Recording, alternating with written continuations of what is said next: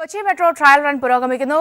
മുട്ടം മുതൽ പാലാരിവട്ടം വരെയാണ് trial run. ആദ്യമായാണ് മെട്രോ ഇത്രയും ദൂരം ട്രയൽ റൺ നടത്തുന്നത്. വിവരങ്ങളുമായി ഉമേഷ് ചേർന്നുണ്ട്. ഉമേഷ്, ട്രയൽ റണ്ണിന്റെ വിവരങ്ങൾ. സൗമ്യ, ഏറ്റവും നിർണായകമായ ട്രയൽ റണ്ണാണ് ഇപ്പോൾ നടക്കുന്നത്. ഇത് ഏറ്റവും കൂടുതൽ ദൂരത്തിൽ കൂടുതൽ വേഗതയിൽ മെട്രോ സഞ്ചരിക്കുന്നു എന്നുള്ളതാണ് ഈ ട്രയൽ റണ്ണിന്റെ പ്രത്യേകത. മുട്ടം യാർഡ് മുതൽ ആലുവ മുട്ടം യാർഡ് മുതൽ പാലാരിവട്ടം വരെയുള്ള ഏകദേശം 14 കിലോമീറ്റർ ദൂരത്തിലാണ് മെട്രോ ഇന്ന് സഞ്ചരിക്കുന്നത്. ഏകദേശം 3:30 മെട്രോ ട്രെയിൻ അവിടെ നിന്ന് യാത്ര ആരംഭിച്ചിട്ടുണ്ട്. 90 കിലോമീറ്റർ വേഗതയിൽ, അതായത് 90 കിലോമീറ്റർ വേഗതയിലാണ് യാത്രക്കാർ കയറുമ്പോൾ സഞ്ചരിക്കാനായി ഉദ്ദേശിക്കുന്നത്. ആ ഒരു വേഗതയിൽ തന്നെ ഇന്ന് ഓടുമെന്നുള്ളതാണ് അറിയാൻ കഴിഞ്ഞിരിക്കുന്നത്. എന്നാൽ തുടക്കം മുതൽ ഒടുക്കം വരെ, അതായത് മുട്ടം യാർഡ് മുതൽ പാലാരിവട്ടം വരെയും 90 കിലോമീറ്റർ വേഗതയിൽ ഓടുക അസാധ്യമാണ്. എങ്കിൽ തന്നെയും പരമാവധി വേഗതയിൽ, ഈ ഓടുന്ന ഇതിനിടെ പരമാവധി വേഗതയിൽ എത്തിക്കും എന്നുള്ളതാണ് മെട്രോ ട്രെയിൻ അധികൃതർ അറിയിച്ചിട്ടുള്ളത്. ഇപ്പോൾ അത് കളമശ്ശേരി കഴിഞ്ഞു എന്നുള്ളതാണ് നമുക്കറിയാൻ കഴിഞ്ഞിരിക്കുന്നത്. അല്പസമയത്തിനകം തന്നെ ഇന്നത്തെ യാത്ര അവസാനിപ്പിക്കുന്ന പാലാരിവട്ടത്തേക്ക് മെട്രോ ട്രെയിൻ എത്തിച്ചേരും. 3 ബോഗികളുള്ള ട്രെയിൻ ഇതിനകം നിരവധി പരീക്ഷണ ഓട്ടം നടത്തിക്കഴിഞ്ഞു. അതെല്ലാം വിജയകരമായി പൂർത്തിയാക്കുകയും ചെയ്തു. നേരത്തെ ഞാൻ സൂചിപ്പിച്ചതുപോലെ ഇത്തവണ കൂടുതൽ വേഗതയിൽ സഞ്ചരിക്കുന്നു എന്നുള്ളതാണ് ഇത്തവണത്തെ പ്രത്യേകത. അത് അല്പസമയത്തിനകം തന്നെ പാലാരിവട്ടത്തേക്ക് എത്തിച്ചേരും. ഇന്നത്തെ പരീക്ഷണോട്ടവും വിജയകരമായി പൂർത്തിയാക്കും എന്ന് തന്നെയാണ് അറിയുന്നത്. ഉമേഷാണ് വിവരങ്ങൾ നൽകിയത്. സൈനിക നേതാക്കളുമായി പ്രധാനമന്ത്രി കൂടിക്കാഴ്ച നടത്തി. ഉറി ഭീകരാക്രമണത്തിന്റെ പശ്ചാത്തലത്തിലാണ് കൂടിക്കാഴ്ച. വിവരങ്ങളുമായി മനു ശങ്കർ ചേർന്നുണ്ട്. വിവരങ്ങൾ. സൗമ്യ, ഉറി സൈനിക കേന്ദ്രത്തിന് നേരെയുണ്ടായ ഭീകരാക്രമണത്തിന് പിന്നാലെ ഇന്ന് പ്രധാനമന്ത്രി നരേന്ദ്രമോദി BJP ദേശീയ കൗൺസിൽ പൊതുയോഗത്തിൽ സംസാരിക്കുകയാണ്. ഇതിനായി കേരളത്തിലേക്ക് പുറപ്പെടുന്നതിന് മുമ്പായാണ് 3 സൈനിക മേധാവികളുമായി പ്രധാനമന്ത്രി നരേന്ദ്രമോദി അദ്ദേഹത്തിന്റെ 7 ലോക് കല്യാൺ മാർഗിലെ വസതിയിൽ വിളിച്ചു വരുത്തി ചർച്ച നടത്തിയത്. ഇതിൽ ആർമി തലവൻ ദൽബീർ സിംഗ് നേരത്തെ പ്രകടിപ്പിച്ചിരുന്ന നിലപാട് പ്രധാനമന്ത്രി മുമ്പാകെ ശക്തമാക്കിയെന്നാണ് അറിയുന്നത്. ഈ ഭീകര കേന്ദ്രങ്ങൾക്ക്, നിയന്ത്രണ രേഖയ്ക്ക് സമീപമുള്ള ഭീകര കേന്ദ്രങ്ങൾക്ക് നേരെ പ്രത്യാക്രമണം നടത്തി വേണം തിരിച്ചടി നൽകാൻ. അതിലൂടെ മാത്രമേ ഈ ഭീകരാക്രമണങ്ങൾക്ക് മുൻതൂക്കം നൽകുന്നവർക്ക് കൃത്യമായ സന്ദേശം നൽകാനാകൂ എന്നാണ് ദൽബീർ സിംഗ് ആവശ്യപ്പെട്ടത്. ഇതിനെ വ്യോമസേന മേധാവിയും പിന്തുണച്ചു എന്നാണ് അറിയുന്നത്. നിലവിൽ നേരത്തെ സർക്കാർ സ്വീകരിച്ചിരുന്ന നിലപാട് അടിയന്തരമായി ഇത്തരത്തിലൊരു നീക്കം നടത്തേണ്ടതില്ല, പകരം അന്തർദേശീയ തലത്തിൽ പാകിസ്ഥാനെ ഒറ്റപ്പെടുത്തുക എന്ന സമീപനമായിരുന്നു സർക്കാർ കൈക്കൊണ്ടത്. എന്നാൽ ഇതിനൊരു മാറ്റം വരുത്തിയേക്കാവുന്ന നിലപാടിലേക്ക് ഇനി കേന്ദ്ര സർക്കാർ പോയേക്കും എന്ന സൂചനകളാണ് ലഭിക്കുന്നത്. നിലവിലെ സൈനിക മേധാവികളുടെ നിലപാടിനോട് പ്രധാനമന്ത്രി അനുകൂലമായ നിലപാട് സ്വീകരിച്ചു എന്നൊരു സൂചന ലഭിക്കുന്നുണ്ട്. എന്നാൽ ഇക്കാര്യത്തിൽ ഒരു രാഷ്ട്രീയമായ തീരുമാനം മാത്രമേ കൈക്കൊള്ളുകയുള്ളൂ. കൂടുതൽ മന്ത്രിസഭാ ചർച്ചകൾക്ക് ശേഷം ഇക്കാര്യത്തിൽ തീരുമാനം അറിയിക്കൂ എന്നാണ് അറിയുന്നത്. എന്തായാലും ഇന്ന് കോഴിക്കോട് നടത്തുന്ന പ്രസംഗത്തിലും പ്രധാനമന്ത്രി ഇക്കാര്യത്തിൽ ചില സൂചനകൾ നൽകിയേക്കുമെന്നാണ് അറിയുന്നത്. അതോടൊപ്പം ഈ പാക് അധിനിവേശ കാശ്മീരിൽ റഷ്യ പാകിസ്ഥാൻ സംയുക്ത വ്യോമാഭ്യാസ പ്രകടനം നടക്കുകയാണ്. ഇതിൽ 600-ൽ പരം റഷ്യൻ സൈനികരാണ് എത്തിയിരിക്കുന്നത്. അതിനാൽ ഈ സ്ഥലം കേന്ദ്രീകരിച്ചും നിരീക്ഷണം ശക്തമാക്കാനുള്ള നിർദ്ദേശവും നൽകിയിട്ടുണ്ട്. നിലവിലെ സുരക്ഷാ ഭീഷണികളുടെ പശ്ചാത്തലത്തിൽ സൈനിക കേന്ദ്രങ്ങളിൽ ഒരുക്കിയിരിക്കുന്ന സുരക്ഷ സംബന്ധിച്ചുള്ള റിപ്പോർട്ടും കരസേന, വ്യോമസേന, നാവികസേന മേധാവികൾ പ്രധാനമന്ത്രിക്ക് കൈമാറുകയും ചെയ്തിട്ടുണ്ട്. സൗമ്യ, മനു ശങ്കറാണ് വിവരങ്ങൾ നൽകിയത്. ഉറി ഭീകരാക്രമണത്തിൽ ഇന്ത്യയെ കുറ്റപ്പെടുത്തി പാക് പ്രധാനമന്ത്രി നവാസ് ഷെരീഫ്. കശ്മീരിൽ ഇന്ത്യൻ സൈന്യം നടത്തുന്ന അതിക്രമങ്ങൾക്കെതിരെയുള്ള പ്രത്യാക്രമണമാകാമെന്ന് നവാസ് ഷെരീഫ് പറഞ്ഞു. ഇന്ത്യ തെളിവുകളില്ലാതെയാണ് തങ്ങളെ കുറ്റപ്പെടുത്തുന്നതെന്നും ഇക്കാര്യത്തിൽ നിരുത്തരവാദപരമായ സമീപനമാണ് ഇന്ത്യയുടെ ഭാഗത്തുനിന്നുണ്ടായതെന്നും നവാസ് ഷെരീഫ് പറഞ്ഞു. UN പൊതുസഭയിൽ പങ്കെടുത്ത ശേഷം ലണ്ടനിൽ വെച്ചാണ് നവാസ് ഷെരീഫിന്റെ പ്രതികരണം. ഉറി ഭീകരാക്രമണത്തിൽ ഇന്ത്യ ശക്തമായ തിരിച്ചടി നൽകുമെന്ന് കശ്മീർ ഉപമുഖ്യമന്ത്രി നിർമ്മൽ സിംഗ്. കശ്മീർ പ്രശ്നത്തിന് പിന്നിൽ പാകിസ്ഥാനാണെന്നും നിർമ്മൽ സിംഗ് കോഴിക്കോട് പറഞ്ഞു. As far as Pakistan is concerned, Pakistan is directly sending its terrorists, its people to Jammu and Kashmir to create chaos and disorder, as happened in Uri. Now Pakistan has to face it because Pakistan is not looking to the reasons. Pakistan is not understanding the thing that the terrorism which she created ultimately is going to damage Pakistan more. BJP ദേശീയ കൗൺസിലിനോടനുബന്ധിച്ച് ഉള്ള പൊതുസമ്മേളനത്തിൽ ഉറി ഭീകരാക്രമണത്തെക്കുറിച്ച് പ്രധാനമന്ത്രി പരാമർശിച്ചേക്കുമെന്ന് സൂചന. വൈകിട്ട് 5 മണിയോടെ പ്രധാനമന്ത്രി കോഴിക്കോടെത്തും. BJP നേതൃയോഗത്തിൽ Kerala ഘടകത്തിന് രൂക്ഷ വിമർശനമാണ് നേരിടേണ്ടി വന്നത്. വിവരങ്ങളുമായി PV കുട്ടൻ ചേരുന്നുണ്ട്. കുട്ടൻ, ദേശീയ വിഷയങ്ങൾ നിരവധിയായി നിലവിലുണ്ട്.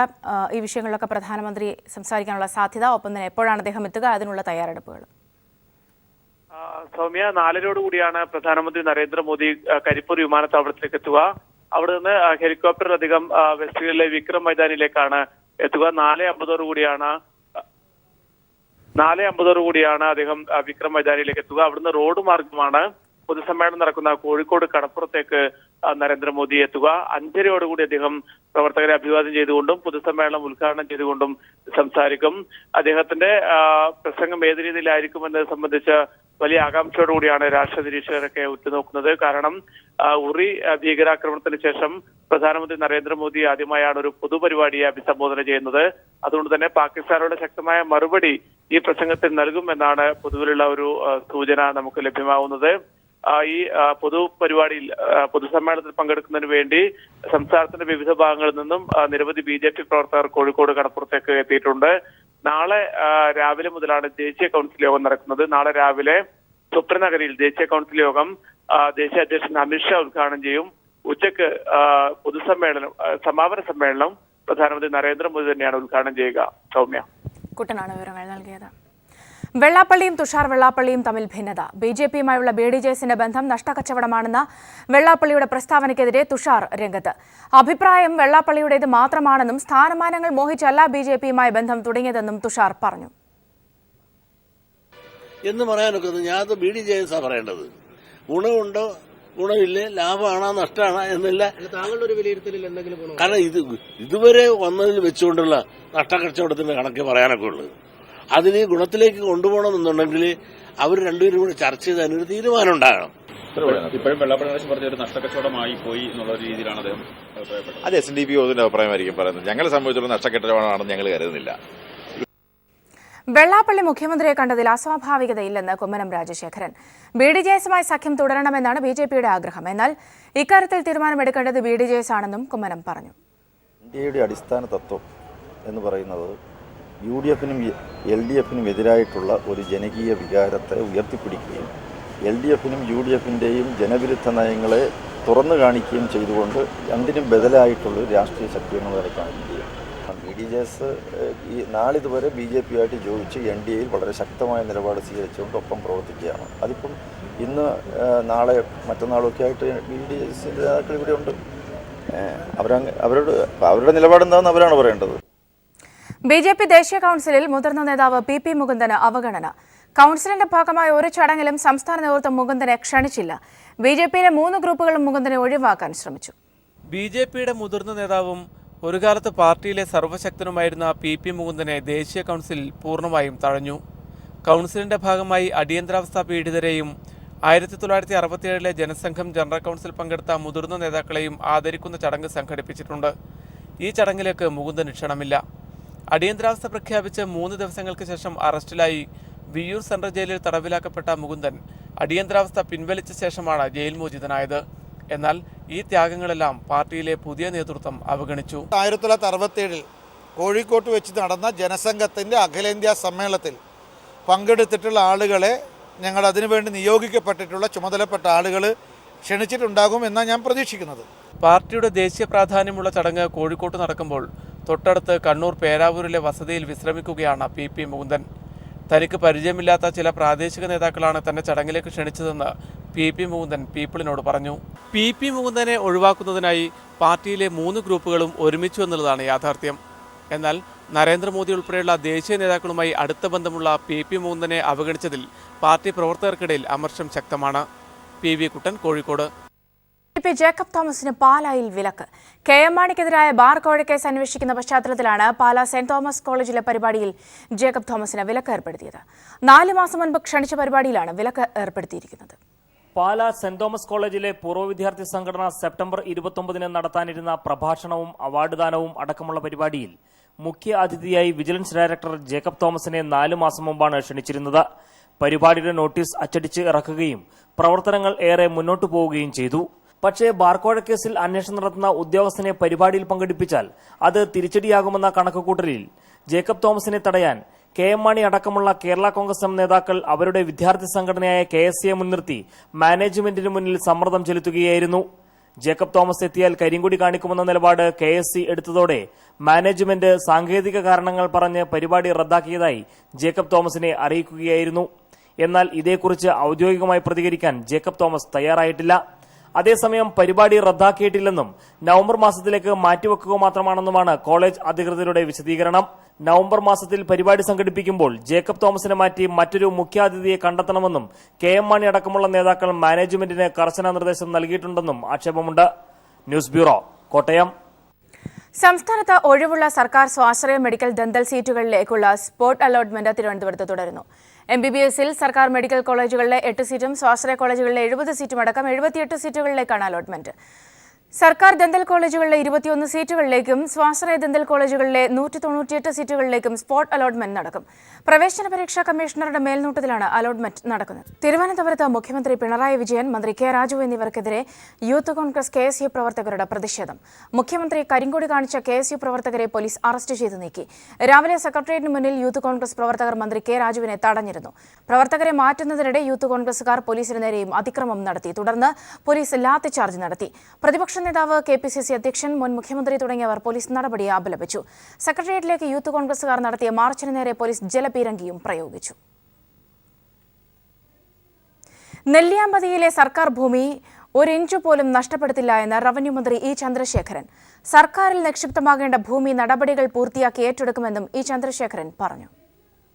അപ്പോൾ അതുകൊണ്ട് അതിൻ്റെ നിയമപരമായ എല്ലാ നടപടിക്രമങ്ങളും പൂർത്തീകരിച്ചാൽ സർക്കാരിൽ നിക്ഷിപ്തമാക്കേണ്ട ഭൂമി പൂർണ്ണമായി ഏറ്റെടുക്കാനും അത് സർക്കാരിൻ്റെ ഒരു പൊതു മുതൽ എന്ന രീതിയിൽ അതിനെ സംരക്ഷിച്ചു കൊണ്ടുപോകാനുള്ള ഏർപ്പാട് റവന്യൂ ഡിപ്പാർട്ട്മെൻറ്റിൻ്റെ ഭാഗത്തുണ്ടാകും. അതിൽ യാതൊരു വീഴ്ചയും വരില്ല. ഫ്രാൻസിൽ നിന്ന് 36 യുദ്ധവിമാനങ്ങൾ വാങ്ങാനുള്ള കരാർ ഇന്ത്യക്ക് യാതൊരു ഗുണവും ചെയ്യുന്നതല്ല എന്ന് മുൻ പ്രതിരോധ മന്ത്രി AK ആന്റണി. സാങ്കേതിക വിദ്യാ കൈമാറ്റത്തിന് കൂടി വ്യവസ്ഥ ചെയ്തുകൊണ്ട് 126 വിമാനങ്ങൾ വാങ്ങാൻ UPA സർക്കാർ കരാർ ഒപ്പുവെച്ചതാണ്. എന്നാൽ ഈ കരാർ റദ്ദാക്കിയുള്ള മോദി സർക്കാരിന്റെ പുതിയ കരാർ കാര്യക്ഷമമല്ലെന്നും AK ആന്റണി ആരോപിച്ചു. വാഷിംഗ്ടണിൽ വെടിവയ്പ്. ബർലിംഗ്ടൺ മാളിലാണ് വെടിവയ്പ് നടന്നത്. 4 പേർ കൊല്ലപ്പെട്ടതായാണ് പ്രാഥമിക വിവരം. സംഭവസ്ഥലത്ത് നിന്നും ആളുകളെ ഒഴിപ്പിച്ചു. അതിക്രമിക്കാനുള്ള അന്വേഷണം തുടരുകയാണ്. V-Star exclusive brand outlet Thrissur Sobha City മാളിൽ പ്രവർത്തനം ആരംഭിച്ചു. V-Star ചെയർപേഴ്സൺ ഷീല കൊച്ചോസേബ് ഔട്ട്ലെറ്റിന്റെ ഉദ്ഘാടനം നിർവഹിച്ചു. ശോഭ സിറ്റി മാളിന്റെ 1ാം ഫ്ലോറിൽ ആരംഭിച്ച ഔട്ട്ലെറ്റിൽ പുരുഷന്മാർക്കും സ്ത്രീകൾക്കും കുട്ടികൾക്കും വേണ്ട അതിനവീനമായ ഇന്നർവെയർ ശ്രേണികളും ലൈഫ് സ്റ്റൈൽ ഉൽപ്പന്നങ്ങളുമാണ് സജീവമാക്കിയിരിക്കുന്നത്. V-Starന്റെ തൃശൂരിലെ 2ാമത്തെ ഔട്ട്ലെറ്റാണ് ശോഭ സിറ്റി മാളിൽ തുറന്നത്. സ്വർണ്ണക്കടകൾ അടച്ചുപൂട്ടൽ ഭീഷണി നേരിടുകയാണെന്ന് All Kerala Gold and Silver Merchant Association ഭാരവാഹികൾ. പഴയ ആഭരണങ്ങളുടെ വാങ്ങൽ നികുതിയിൽ ഒരു കച്ചവടക്കാരൻ നിലവിലുള്ളതിന്റെ 5 ഇരട്ടി തുക അടയ്ക്കണമെന്നുള്ള വാണിജ്യ നികുതി വകുപ്പിൽ നിന്നുള്ള നോട്ടീസ് സ്വർണ്ണ വ്യാപാരികളെ ആത്മഹത്യയിലേക്ക് നയിക്കും. പല കടകളും പൂട്ടേണ്ടി വരുമെന്നും ചെറുകിടക്കാരെ മാത്രമല്ല വൻകിട സ്വർണ്ണ വ്യാപാരികളെ പോലും ബുദ്ധിമുട്ടിലാക്കുമെന്ന് All Kerala Gold and Silver Merchant Association ഭാരവാഹികൾ കോട്ടയത്ത് വാർത്താസമ്മേളനത്തിൽ പറഞ്ഞു. AKGSMA president Justin Palathra, general secretary PC Natesan തുടങ്ങിയവർ വാർത്താസമ്മേളനത്തിൽ പങ്കെടുത്തു.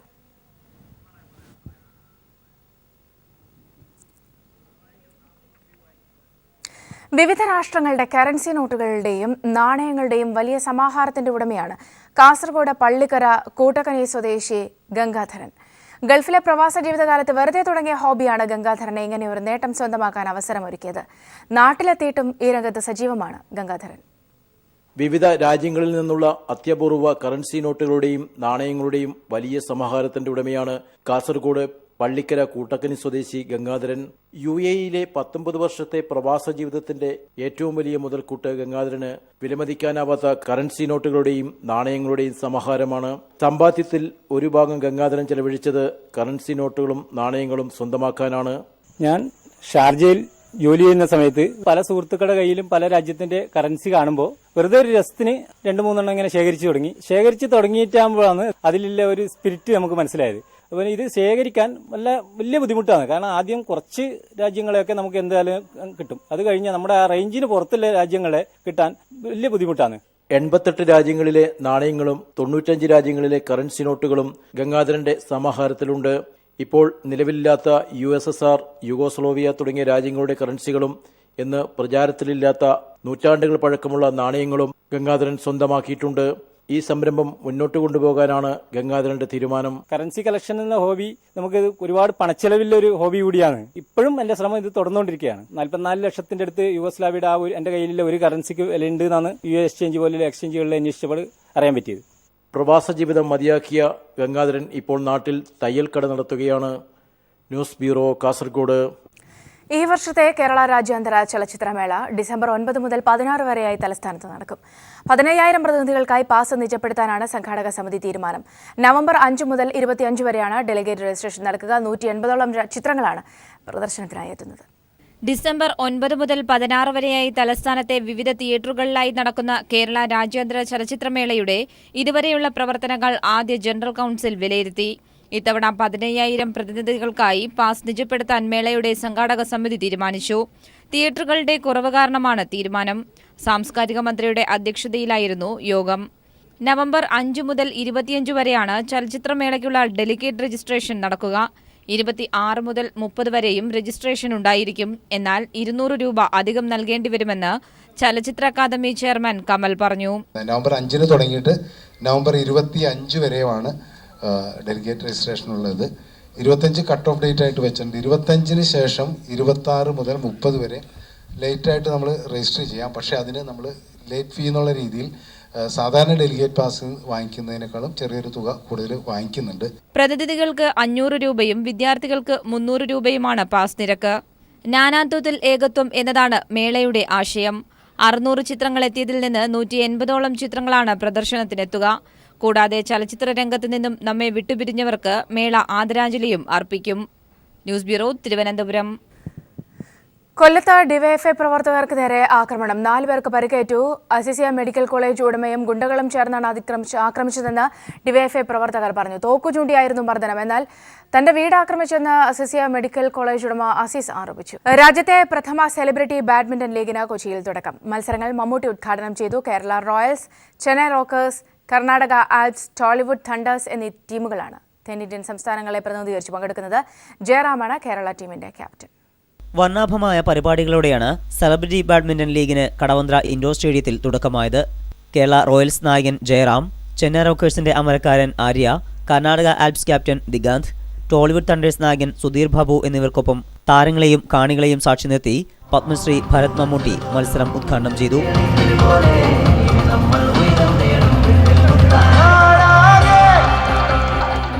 ജയറാം വിളിച്ചതുകൊണ്ട് മാത്രമല്ല ഞാൻ വന്നത്. ഞാനും ഷട്ടിൽ കളിച്ചിട്ടുള്ള ആളാണ്. We are very sports-minded people. We take everything in a sportsman spirit. And we are very sportive. And I remember the captain of Karnataka was referring about actors playing without retakes. But be careful when you play. Don't commit any fouls because there will be replays. 3 പുരുഷ doubles, 2 വനിതാ doubles, 1 mixed doubles എന്നിങ്ങനെ 6 മത്സരങ്ങളാണുള്ളത്. മത്സരങ്ങൾ വൈകിട്ടോടെ സമാപിക്കും. ലീഗിലെ തുടർന്നുള്ള മത്സരങ്ങൾ ചെന്നൈ, ബാംഗ്ലൂർ, ഹൈദരാബാദ് എന്നിവിടങ്ങളിലും ഫൈനൽ മലേഷ്യയിലുമാണ് നടക്കുക. News bureau, Kochi.